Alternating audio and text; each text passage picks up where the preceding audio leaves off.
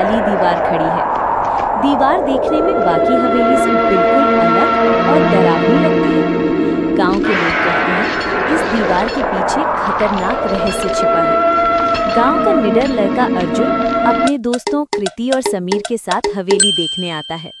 वे दीवार को गौर से देखते हैं और कान लगाकर उसमें से आती रहस्यमयी आवाजें सुनते हैं, जैसे कोई मदद के लिए पुकार रहा हो। अगली रात दीवार पर अचानक आकृतियां उभर आती हैं। एक योद्धा, खजाना और युद्ध का दृश्य।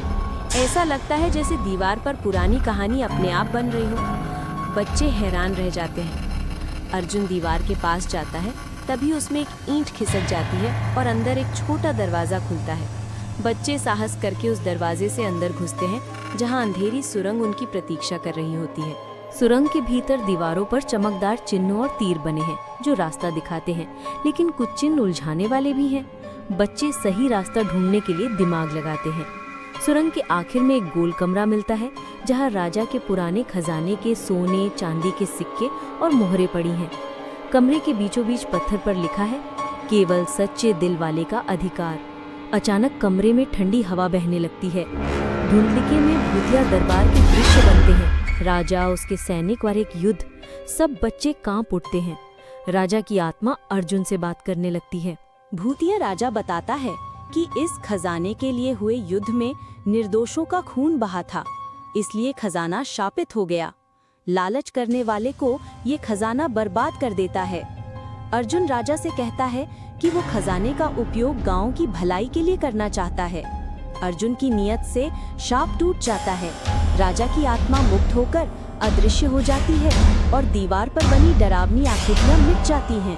अर्जुन और गांव वाले मिलकर खजाने से हवेली की मरम्मत कराते हैं और वहां स्कूल और लाइब्रेरी बनाते हैं। रहस्यमयी दीवार अब बच्चों की पढ़ाई और प्रेरणा का प्रतीक बन जाती है। गांव में हवेली का डर खत्म हो जाता है।